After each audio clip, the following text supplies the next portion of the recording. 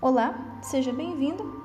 Eu me chamo Lucimara Mendes, sou professora de trânsito e nesse vídeo você vai ver um resumo geral da matéria de primeiros socorros com o conteúdo que mais cai na prova do Detran do Paraná, de uma forma simples e de uma forma clara.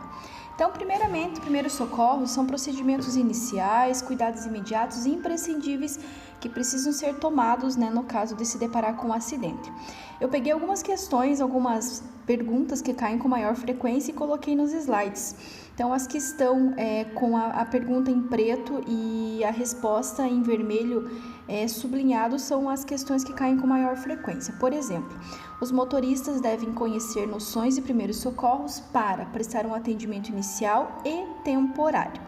O objetivo principal de quem presta os primeiros socorros é proteger a vida do acidentado e reduzir o seu sofrimento.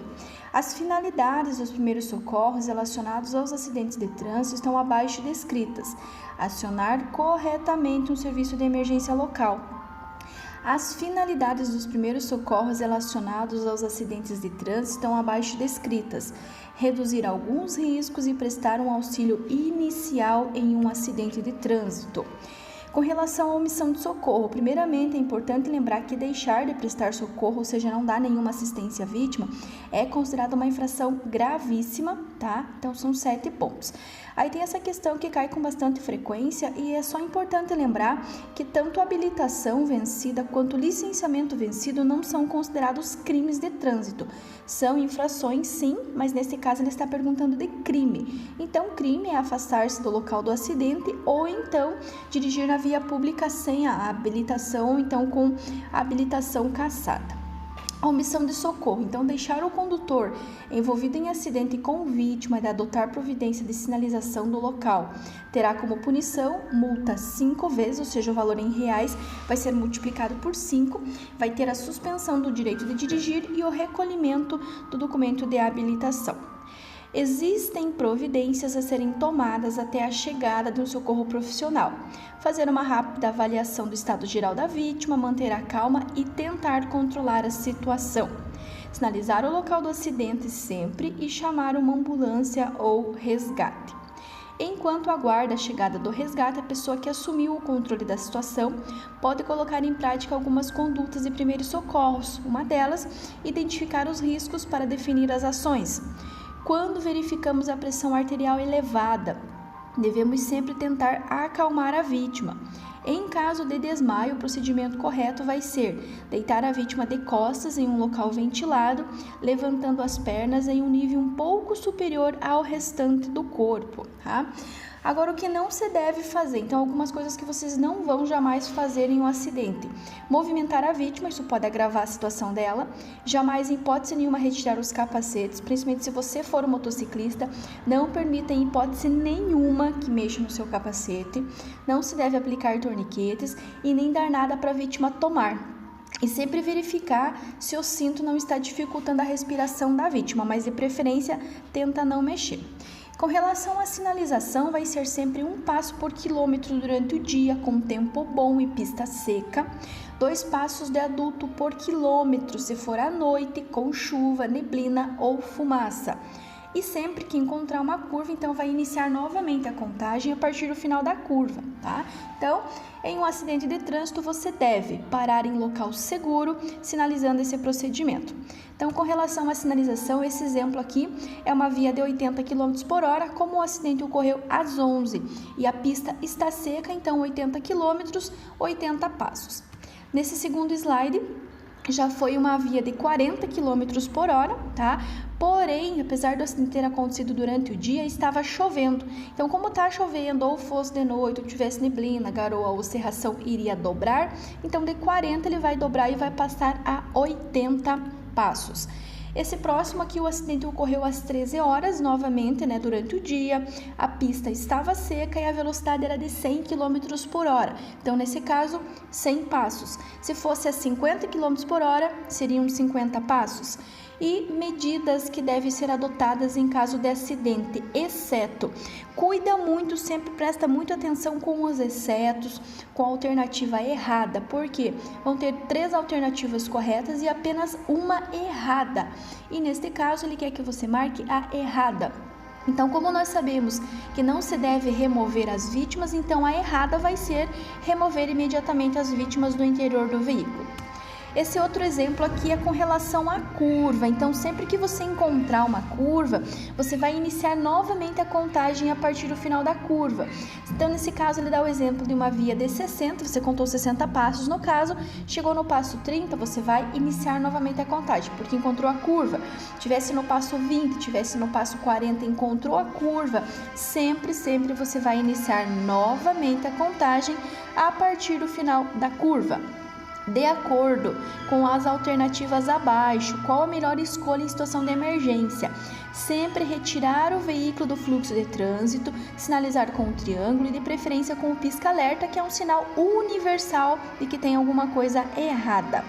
Em um acidente de trânsito com vítima, são atitudes corretas de um socorrista: parar o veículo em local seguro, definir um local para melhor sinalizar com o triângulo e sempre pedir ajuda aos outros motoristas, evitar agir sozinho, evitar agir por impulso, evitar de agir por instinto.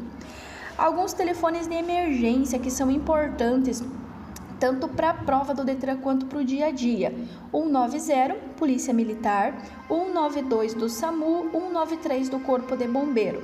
Questões que podem cair. Na maioria das regiões do Brasil, quando você precisa acionar o Corpo de Bombeiros, você sempre vai ligar para o 193. Em caso de vítimas que estejam presas nas ferragens, mesmo número, quem vai retirar vai ser o Corpo de Bombeiro, vai ser o 193. Ao solicitar o atendimento, o que vocês vão informar?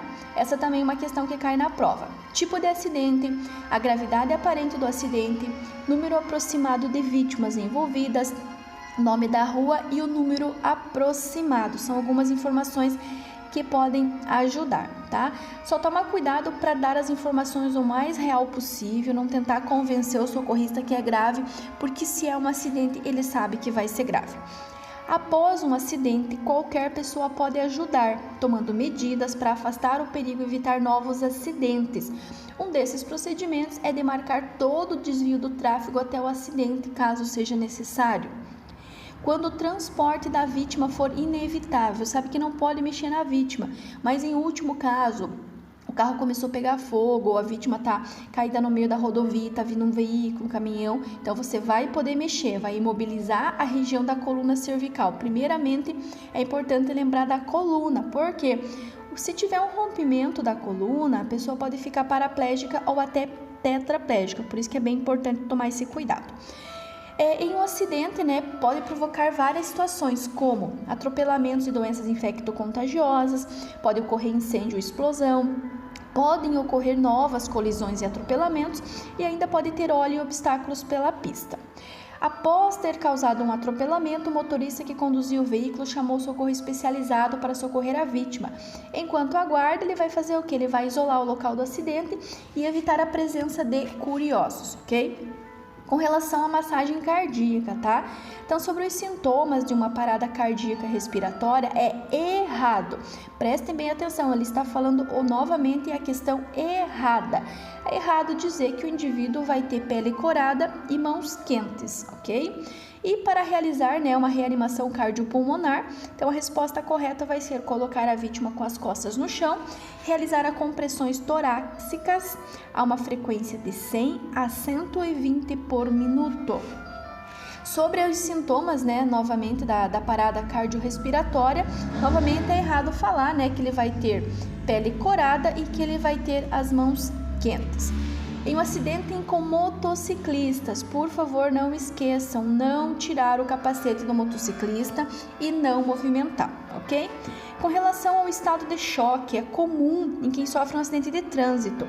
Ao prestar atendimento às vítimas que se encontram em estado de choque, é correto. Estado de choque, se vai retirar da boca da vítima objetos, dentaduras, pontes, aparelho dental, para evitar que ela tenha um problema maior. São sinais de sintoma do estado de choque, exceto. Notem bem, prestem bem atenção novamente a palavrinha exceto, o que não vai ter. Então, ele não vai ter pressão alta e não vai ter respiração normal. Com relação às convulsões, então convulsão, a vítima apresenta uma contratura involuntária da musculatura. E jamais, em hipótese nenhuma, vocês vão retirar ou vão colocar a mão na boca da vítima. A vítima não vai enrolar a língua. Vocês vão retirar de perto, de próximo da vítima, objetos que possam machucar. Anéis, brincos, pulseiras, relógio, óculos, coisas que ela pode se machucar. E sempre vocês vão proteger a cabeça e jamais, em hipótese nenhuma, novamente repito, colocar a mão na boca da vítima. Ao socorrer vítimas que apresentem o quadro de convulsão, o socorrista deve proteger a cabeça da vítima, afastar objetos próximos que possam machucá-lo. Com relação às hemorragias, vão ter dois tipos de hemorragia. Elas podem ser internas, acontece nos órgãos internos, principalmente nos que são mais moles, e externa quando tem a presença de sangue aparente, pode ser por um corte, por uma amputação. Evitar em qualquer hipótese o contato com os fluidos corporais da vítima, principalmente sangue e saliva. Se um acidentado estiver com uma hemorragia aparente, ou seja, visível, ou seja, externa, você não deve, novamente pessoal, não deve, exceto a alternativa errada, vão ter 3 corretas e uma errada, e ele quer que você marque a errada. Retirar objetos que estejam encravados na vítima, então você não vai retirar esses objetos. No caso de hemorragia nasal, você vai comprimir as narinas, aplicar um pano e caso você tenha, um gelo sobre o nariz. Outro acidente também, teve ali uma lesão na mão com uma ferramenta, então mesma situação, tem sangramento, você vai comprimir sempre com gaze ou com pano limpo, ok? No caso de fratura, também as fraturas vão ser divididas em duas, podem ser abertas quando o osso rompe a pele, tem presença de sangue, e a fechada quando, por mais que o osso esteja quebrado, ele não rompe a pele. Em caso de fratura, novamente, não se deve colocar o osso para dentro antes de imobilizar, tá? Então, não deve, repetir novamente ali para dar uma ênfase que você não vai, jamais, em hipótese nenhuma, em caso de fratura, colocar o osso novamente para dentro ou no lugar. Ao movimentar, um acidentado com suspeita de fratura na região da coluna vertebral, as pessoas que socorrem danificam a medula. Então, se danificar a medula, como eu falei anteriormente, pode ocorrer a paralisia dos membros. Pode ser paraplégico, que é da cintura para baixo, ou tetraplégico, que é do pescoço para baixo. Outra questão que às vezes cai, as fraturas são classificadas em abertas, que são as expostas, ou ainda fechadas, ok? Então aqui ele fala também de um acidente com a bicicleta, mesmo sistema, jamais movimentar a vítima e sempre chamar o socorro, tá? Outro ele fala que certo motorista, ali teve uma luxação no braço esquerdo e a pessoa ali para tentar ajudá-la, movimentou o braço, etc e tal. Também não vai fazer, essa conduta é considerada errada, porque esse procedimento pode sim ocasionar complicações mais graves. Com relação às queimaduras, elas podem ser de primeiro, segundo ou terceiro grau. Primeiro grau é aquela camada bem superficial, causa apenas um vermelhidão. A segunda sempre vai ter a presença de bolhas, seja uma, seja duas, seja várias, seja pequena ou seja grande, tem bolha segundo grau. E terceira, destruição da pele, tecidos podendo atingir até os ossos. Usar apenas água, evitar qualquer tipo de receita caseira, jamais furar as bolhas, não remover a roupa que esteja grudada e sempre tentar acalmar a vítima. Alguns lembretes muito importantes aí, resumindo todo esse vídeo. Atendimento inicial e temporário, ok? Proteger a vida do acidentado, não prestar socorro é crime, não movimentar as vítimas, não tirar capacetes de motociclistas, não dar nada para beber, não usar remédios, não usar receitas caseiras, evita as receitinhas caseiras, não retirar objetos do corpo da vítima, não entrar em contato com os fluidos da vítima, seja sangue, seja saliva, tá? E para fechar com relação ao extintor de incêndio, caso caia essa questão para vocês, a única questão que vai estar errada é a primeira, que diz que o extintor está no vermelho. A segunda, sempre o jato vai ser direcionado à base das chamas, sempre vai ser usado quanto mais extintores ao mesmo tempo e sempre em formato de leque, ok? Espero que vocês tenham gostado desse vídeo, é um resumo bem geral da parte de primeiros socorros e até o próximo vídeo.